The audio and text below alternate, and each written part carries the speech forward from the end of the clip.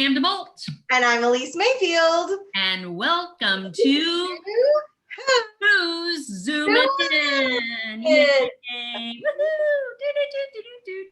Oh my gosh, day after Thanksgiving is the day we're taping this. Yes. Today is episode 14. 14. 14. Oh, wow. Okay. I know, you're welcome. I'm multilingual. Wow. I can count in 2 languages. Well done. So tell everybody why we do this. Yes. Well, we miss our people. We miss our people. Friends. That's right. Terribly. That's and, you know, one of the best things about going out and about around town and going to theater shows is that you run into the folks that you don't see every day, and you get a chance to catch up with them, find out what they're up to and what they're doing. And so this is our opportunity to catch up with our favorite people. Yes, and we got a good one today. Yes, we do. Somebody we've been trying to get on this show for how long? Forever. I think it's the beginning. I think he came up when we started talking about people in like July. Yes, and here exactly. We are in late November. Here we are. Finally, we pinned him down. Yeah. So I know 3 things I'm not allowed to talk about today. Right. They are number 1. Right. I just I don't think we should talk about it because I find it embarrassing that I have been putting on mascara now for most of my life, and I always get it on my eyelid every single time. Every time. There is no improvement in that skill. No, there's no improvement. I just keep doing it every time. Nope. Number 2. Since it's the day after Thanksgiving, and I know people have strong feelings about it, I just don't think we should talk about pumpkin versus pecan pie. Okay. It's just, I like them both. I like them both too. I know. Number 3. But some people have strong feelings. And the third thing is another embarrassing thing for me that I just don't think that we should talk about, which is that I know that I've been watching too much true crime documentaries if I have to get up and go check my house for murderers, which is a thing that I've had to do before. You look behind the shower curtain, you make sure the basement. Where does one look for murderers in your house? Oh yeah, no, you look in the shower. You got to make sure the back door is locked. You make sure the basement door is locked. You say hello a couple of times, and then you go pet your dog and remind yourself that you're a silly person. See, we weren't going to talk about it, and then we talked about it. Okay. Well, today let's just get right into it. I'm dying for everybody to meet this guy. Like I said, we've been trying to get him on the show forever. So he is an artist and a comic. And we were chatting before we got started today. I am so impressed with the things I've learned about him that I didn't know until he sent us some information. He is a graduate of the Savannah College of Art and Design, which is pretty awesome. He's won some local awards. He's received an Emerging Artist Award and also in the art field, an award of distinction. He's been a featured artist for both BAO's Arty Party and also Art Walk. He's done some t-shirts for people. I'm going to show some images of those later. And he has been an improv comic for 20 years and stand-up comedian for 17 years, plus or minus. He is a improv troupe member for both Ugly Baby and ETC. And he's also, which I didn't know about, a host of the Fresh Ground Comics, which is a local comedy showcase. So, Mr. Christopher Davis, would you zoom into the Zoom room, please, sir? Zoom in! Who's zooming who? Can we get the rights for that song? That Aretha Franklin song. I know. We called and asked permission. No, we didn't. No, we didn't. I have her estate on speed dial. I'll give them a Dag nabbit, Chris. Dag nabbit. Oh my goodness. So Chris, and a lot of people that are going to see this are going to recognize Chris because Chris and Elise, the 2 people beside me here, starred in TNT's online play Bad Auditions on Camera, which was so fun. It was our first online thing we did. So much fun. Thank you so much for having me on there. And I was trying desperately not to ruin it.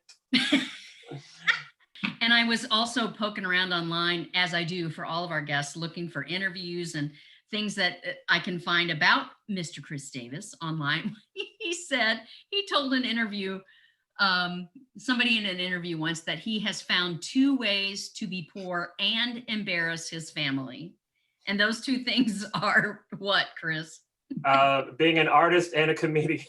Yeah.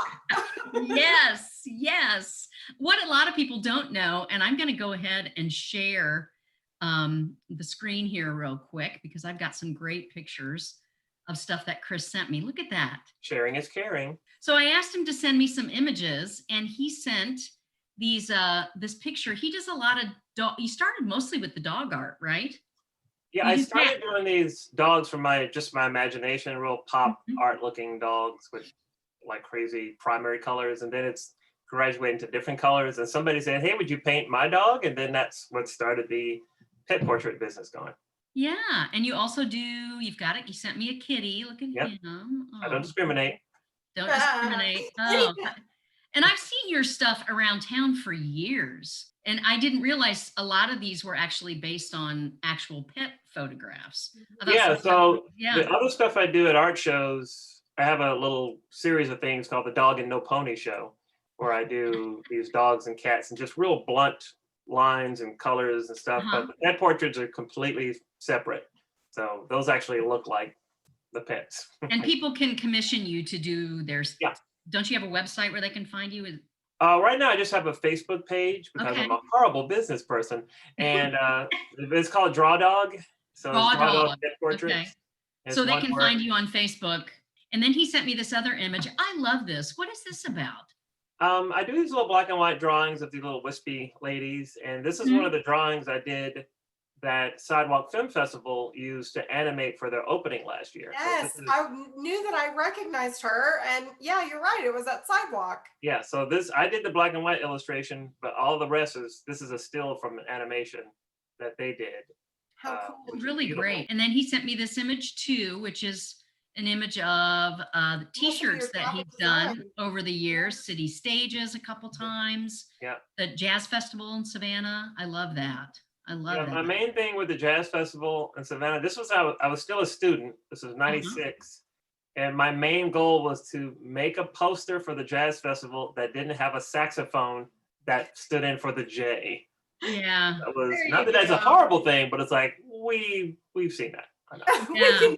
We can do something else. Yeah. Well, I like it. So let's talk a little bit more about the art, because that's what fuels your day, right? Yeah. Yeah. So I'm an artist by trade, graphic designer too. So my degree is in graphic design from SCAD in Savannah. But I'm also an illustrator and a pop artist and somewhat of a fine artist, maybe one day out of the year. But it's mostly fun pop art kind of stuff. And I've been doing abstracts a lot lately. That's been a lot of fun. I was going to say, I think I've seen some of your larger scale kind of abstract paintings. I love in your work that you're not afraid of like negative space or no color as like an emphasis to like help those bright colors pop when you do. And I even see it in the pet portrait pieces. But anyway, I love your artwork. Thank you. Yeah. Are you inspired by anyone in particular? Well, let's see. A lot of artists. I'm a big fan of Peter Max back in the day. There's a lot of cartoonists that I like.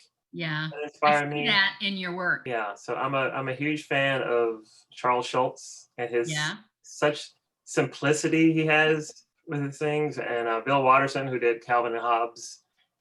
There's a simplicity to his stuff, but such an intricacy at the same time. Have you ever taken your funny guy and your art guy and put them together and done a comic strip? You know, I always have wanted to do a comic strip. Maybe I did some when I was younger, but I haven't done a comic strip. I'm always trying to find out what's the best idea for a comic strip. Yeah, I think where we're headed at the end of this conversation, we're going to talk about what you've been doing in the pandemic. Oh yeah. I think there's your comic strip. Oh, yeah. Tim. I think so. Connecting the dots. I am telling ya. So let's talk about comedy a little bit. I'm going to share my screen again. We're going to go back to this picture. Tell us about, look at that. Who is this crazy group of people? Yay. That is me on the left and us on the right. Ugly Baby.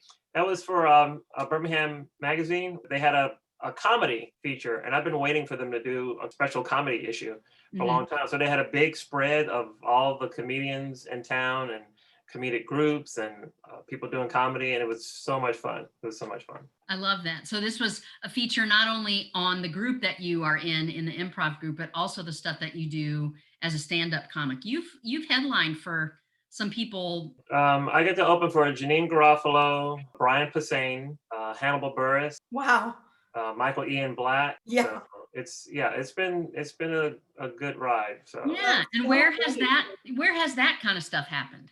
Janine Garofalo was the first big person I opened up for. That was at Bottle Tree back in the day. Oh yeah. Yeah, so that was a great night. Her and Al Madrigal, I opened up for them. Brian Posehn and Hannibal Buress were at Iron City. Mm-hmm. Yeah. Michael Ian Black, who people know from The State or Wet Hot American Summer. Yeah. That was at the Alice Stevens Center. Huh. Nice. So that was the biggest crowd. I think that was the first big crowd, huge crowd I ever performed at. So were you just, see, I don't know enough about the comedy scene in Birmingham to know. You don't want to know. There's a lot of it underground. though, right? We had comedian Joy on a few episodes back, gosh, early in the series. Yeah. But she's still doing comedy. She's used to be at the Stardome. Have you ever performed there? I have. I've gotten to perform at the Stardome. I've gotten to host a couple of times and open up for a few comedians there. It's always a good time. So it's a nice stage and it's a nice crowd. Even when some of the crowd are unruly. Yes. But you just gotta roll with the punches. Working in comedy, par for the course working in comedy. There's always a show where somebody decides that they also would like to be in the show. Oh yeah. You have to decide quickly. It's like, do I ignore them? Do I make them a part of the show, or do I destroy them? Right. Yeah. It's a calculated decision every time. Yeah, I tend to make them part of the show. You can go down a wormhole on YouTube you can type in heckler comedian and just find comedians just destroying people in the audience because they tried to be part of it. There's a fine line between like giving the person the recognition that they are clearly seeking and completely ignoring them and knowing that like if you give them the recognition, they'll be fine for the rest of the show. And then giving them the recognition, and now they think that it is a comedy duo that's happening. Yeah, that is rough. Two instances where I can think of where at one time when Brian Posehn came to Birmingham, he was really cool backstage to talk to. So I was opening, and there was a lady up front. I don't know if she knew me or not. I don't think she did, but she decided to talk to me and make a little quips. And I would go back and forth with her in a little bit. And then I told her, it's like, all right, no, Brian's about to come out. All right, so. He's company, so you be quiet. He's company. That's a good one. He's company. Really good behavior. She decided to talk to Brian. Brian was not too keen on it. Yeah. She left. You tried to warn her. Yeah, I think she left. And the first time I had to really deal with that was I was in Georgia. I think it was Decatur or Dunwoody or something. It was a comedy show at a comedy club. There were two shows that night. The late show was, I think, at 10 or 9 o'clock. It was the perfect storm of disruption. It was Saturday night. Mm-hmm. Georgia had played and just won. A bunch of Georgia students were there, and one of the guys was celebrating his 21st birthday. Oh yeah, perfect storm right there. Yeah. So it was a perfect storm, and so I'm trying to wrangle these guys. You know, they're talking. They're up front. They're right up front, and you're just above them and everything. Right. And so they're talking and hooting and hollering. So I said, well, I could ask them to shut up. Maybe they will. So I single out the 21-year-old who just turned 21. And I said, hey, you need to be careful of these guys. They're going to get you in trouble. There's going to be like a dead hooker later and jail time or something. So be careful. I'm here for you. I'm here for you. And I made the show about him. The other guy shut up. Yeah. And started focusing on the comedy and started going on. Then they quieted down a little bit, and I did my routine and got off the stage. So I wasn't sure if they actually heard a lot of what I said. But then the closing comedian, they were doing that when he was on there, and he stopped it. He said, all right, stop. We're going to stop. You're going to be quiet. We're going to stop the show. All right. And he was well within his right to shut them up, but it just killed the energy. Oh, I bet. Yeah. Oh, So- gosh. I know for a long time you were running Fresh Ground Comics here in town, which we were talking about before, was Yeah. the longest running stand-up comedian showcase in town. Yeah. So I know that things have changed along with the pandemic, like a lot of other performing arts. So what's going on with Fresh Ground Comics now? Mm-hmm. Well, Fresh Ground, just like everything else, is on hiatus. Yeah. It's the longest running local comedy showcase. And it was started in 2003 by my friend and fellow comedian Russell Arrett. And he started it, and that's when I first started doing stand-up. A whole bunch of us did. Then he stopped doing it for a while. He took a break. He was touring, and he was out of town. And I said, hey, do you mind if I start it back up? Because we didn't have any local stand-up at all to do.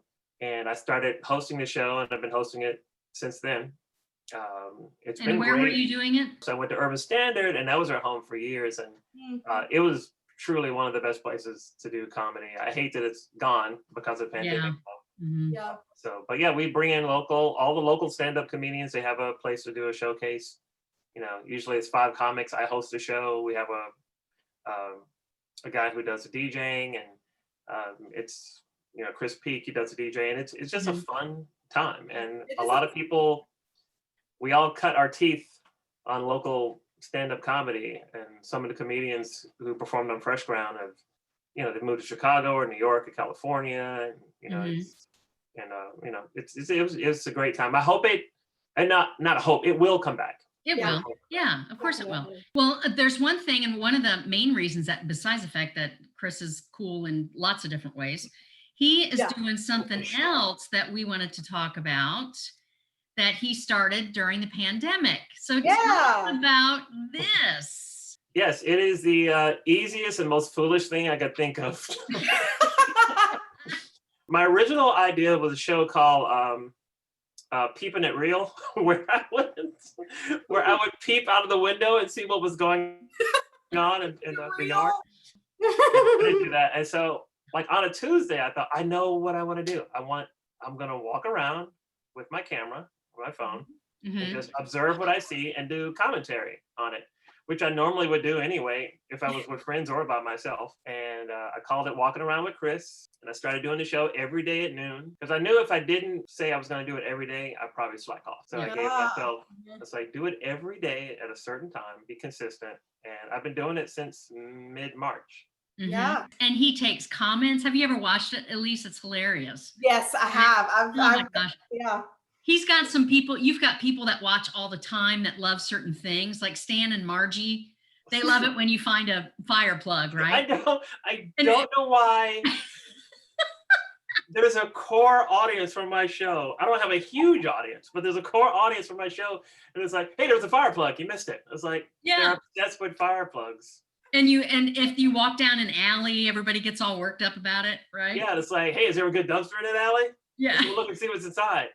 Today you walked down a really beautiful alley and there was no dumpster to be had. No dumpster. And Chris Robinson, who watched the show, was like, it's a nice alley, but no dumpster. 4 out of 5 stars. Yeah, 4 out of 5 stars. Dumpster. So whenever I watch, and I've probably come in, I should watch it more because it always makes me laugh out loud.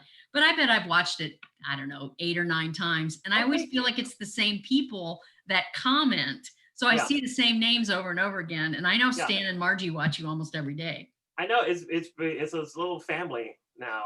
So every episode you always collect information, and so while you're tell them how it works. You like talk about what day, special days it is, or celebrity birthdays. And at first I would just go out and just observe everything and just talk and ramble on, and somebody would make a comment, and sometimes that comment will send me down a rabbit hole into weird, crazy places. And then I thought, all these random holidays are going on, so I started looking up these random holidays for every day. So I'll say, hey, happy Saturday to you, but it's not just Saturday, it's also Eat a Pickle Day, which is a holiday. Yeah. And it's just obscure, dumb holidays. Yeah. And you have gotten your own Facebook page for this now, instead of doing it on your personal page. So it's Walking Around with Chris? Yeah, Walking Around with Chris. WALKN. Just walking. Around with Chris. Yeah, walking around with Chris. Well, good for you. Congratulations. I'm glad Yeah. that you're thriving, even though we're still shut down. It's fun. Yes, I am thriving. Thriving. I will say this. I will say that there's, I will say I'm thriving because, I'm, not wealthy by any means, but, I got a roof over my head and I really got no worries in compared to what a lot of people are going through. So I feel Yeah. very thankful Good. for what I got. Well, this is Chris Davis, everybody. I'm so glad you joined us today, that you Yes. squeezed us into your afternoon. I know you have leftovers to eat, so we're not going to keep you much longer, but we always ask our guests the same 10 questions so that we can find out just a little bit more about you before we let you go. Is one of the questions, does caffeine make you sleepy? Because the answer is yes. It's not, but thank you for that. First question number 1 is, as we're talking about food here, what is your favorite dessert, Chris Davis? Ooh. I think my mom's banana pudding is. Yum. Her banana pudding's better than anyone else's. I don't know why. Question number 2, dogs or cats? I love both. I love both equally. We always had cats when I was growing up. We had dogs too, but mostly we had cats. My first pet that I could call my own was a cat. Oh, Casper. Casper is a Casper. lovely cat. Was Casper a white furred cat? No, he was orange. All Casper. right, question number 3. And I hope the answer is yes to this, because it doesn't have to be. I'm swaying you. Do you still make a wish when you blow out your birthday candles? You can say no. I know. No. I peer don't make pressure. a wish, but I think about making a wish. Yeah. Okay. Yeah. I like that answer. Question number 4, if you didn't live in Alabama, where would you live? I would live probably in Savannah, Georgia. Yeah. Okay. Yeah, I like love it. Savannah so much. I was more homesick for Savannah when I moved back to my hometown of Birmingham than I was when I left Birmingham. All right, question number 5. If you could wear only one color for the rest of your life, what would that color be? Green. Green. Yeah. Yeah, that's Elisa's color. That's true. She's wearing it today, in fact. Yeah. Yeah. Question number 6, what, if anything, did you collect as a child? Oh, interesting pebbles. Yeah, we've had a lot of rock collectors. We have had a lot of rock collectors. I love it. Question number 7, are you related to anyone famous? If so, who? No, I'm not related to anyone famous, but I have a 7 degrees of Kevin Bacon thing, sort of. Yeah. That works. My uncle, Eugene, all 3 of my uncles used to own this fast food chicken restaurant called Doc's in Chicago years ago, named after my grandfather, named Doc. Mhm. And they had a cook there. And one day the cook said, hey, I have to quit.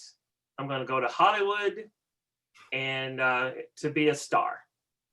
And that guy was Bernie Mac. Ah, Oh, Yeah. that's Bernie great. Mac used to work for my uncle's chicken restaurant in Chicago. oh my gosh, that's great. I love I that. never got to Great meet Bernie story. Mac. He was one of my favorites, absolute favorites. Yeah, I love that. That's a great story. that was a good one. Okay, question number 8, sweet or salty?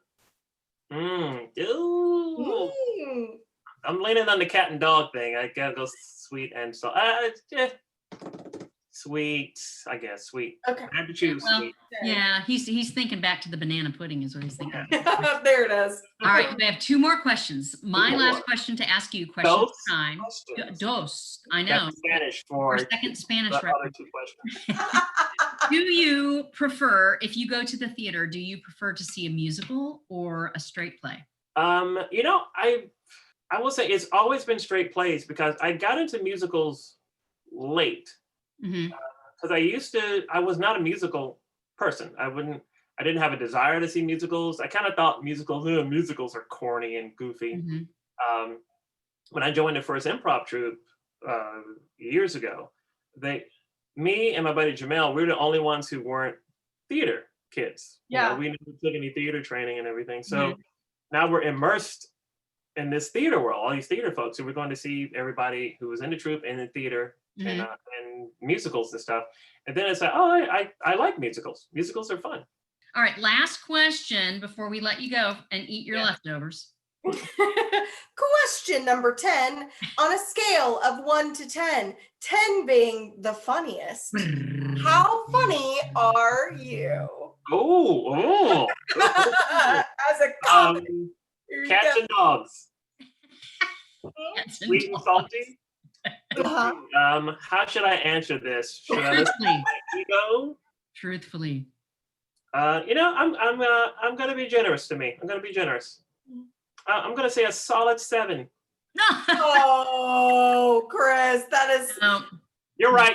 9.5. 9.5, he says, at 9.5. least. Oh my gosh. 9.5. On a bad day, 9.5. So cool. Well, so thank you so much for joining us today. It was great to see you again.